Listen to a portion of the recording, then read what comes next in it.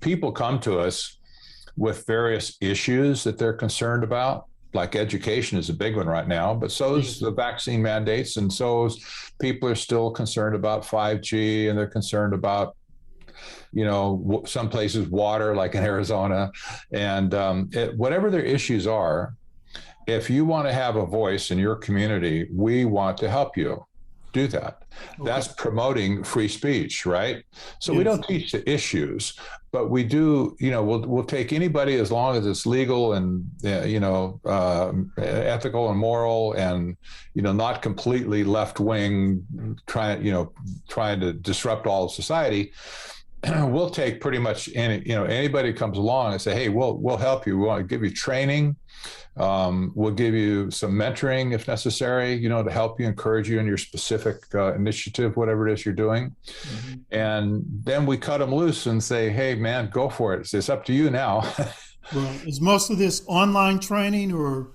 At this point, it has been because of COVID, and we just couldn't do anything else. We have done some live physical training before, and we're getting back into it now because things are, even though still not relaxing out in society, a lot of people are just fed up enough with it where they're practicing civil disobedience, in a sense, not really, but, they just say, hey, I'm done with a mask. I'm done with playing the role, and I want to get on with my life. So we're going to be getting back into doing some more on-site training around the country as well. Fantastic. This is Book Talk with Corbin, folks. I'm speaking to Mr. Patrick Wood. He's the executive director and founder of Citizens for Free Speech. His website is citizensforfreespeech.org. Go there, check it out. Also check out his books, buy his books. They're extremely important that you get them. You can get them at Amazon. And he's already mentioned a personal website where you can get them as well. So we need to wrap up. But before we do, I wanted to touch bases with you about an issue. I think it was in an article they referred to as an activist mother, Sharona Bishop, out in California.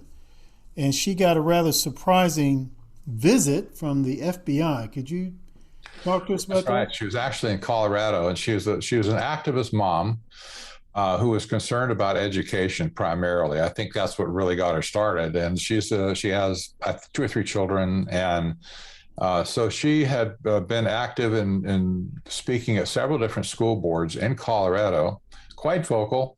That's good for her. I say good for her, even if I disagreed with her on some points. Good for her that she's out being vocal and saying what's on her mind.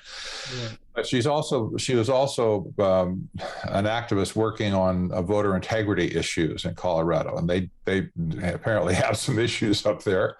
And so the FBI raided her home and searched her home top to bottom. Didn't charge her with anything. They finally left and said, I guess have a nice day. I don't know what you say when you search somebody's house and put them in handcuffs and stuff, but they did leave.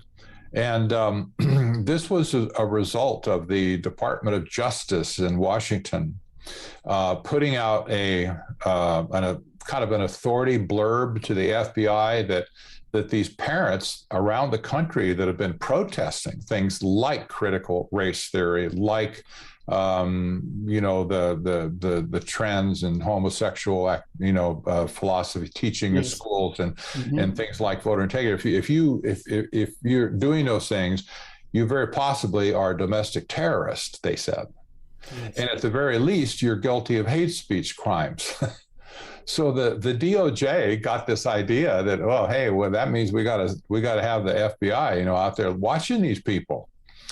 That is that politicizes an important agency of the U.S. government and allows for tremendous abuses by the people who run that. And of course, the president really is the boss of the Department of Justice and the FBI in the end.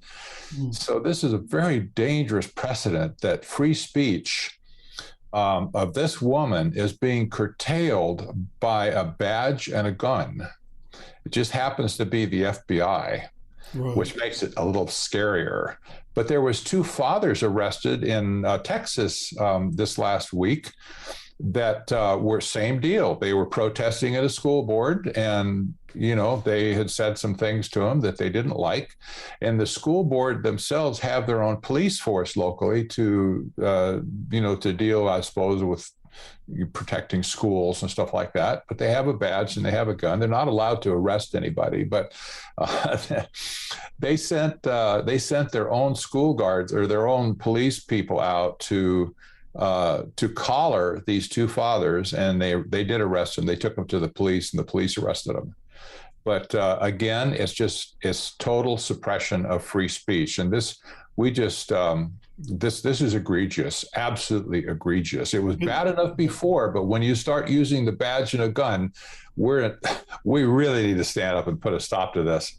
I couldn't agree with you more. Here in Kentucky, there have been some people receive threats, and then we've had some things published in the Courier Journal that's just absolutely absurd. I mean, just almost flat out said that people who were in opposition to critical race theory were Klansmen.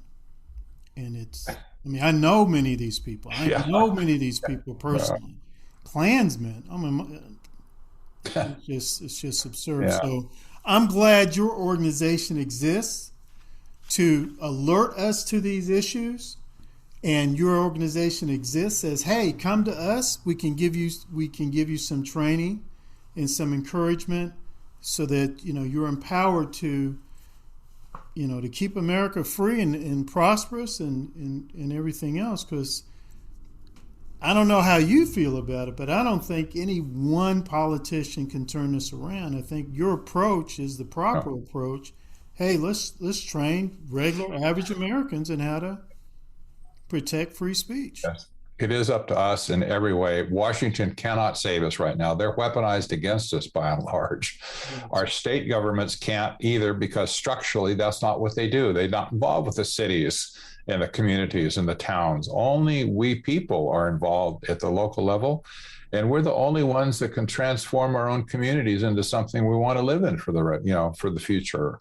Yes. But, our director of training very wisely says, if you don't have a seat at the table, you are what's for dinner. We're going to conclude on that one. I like that.